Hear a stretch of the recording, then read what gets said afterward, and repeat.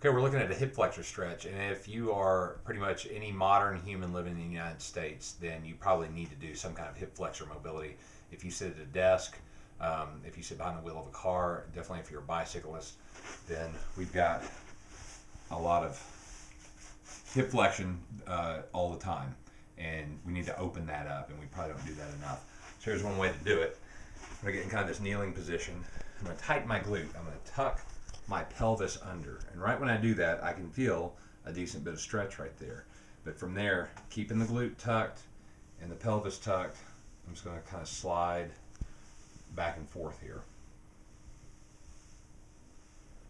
And if you need something for balance, you can definitely use it. Okay, I'm mainly just getting at the hip flexor here. If I go over to something like a step,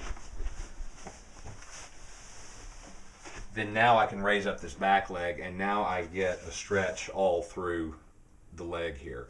So again, I would tighten my glute, pull my pelvis under, and again glide back and forth, and that's a pretty big stretch right there. You may not be able to get into this position right off the bat. You may need to drop your foot down a bit and get a stretch like that.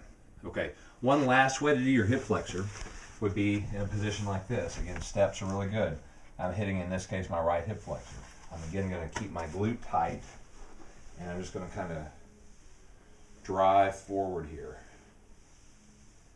back and forth. You don't really need to go in here and hold this stretch. This is best done moving back and forth.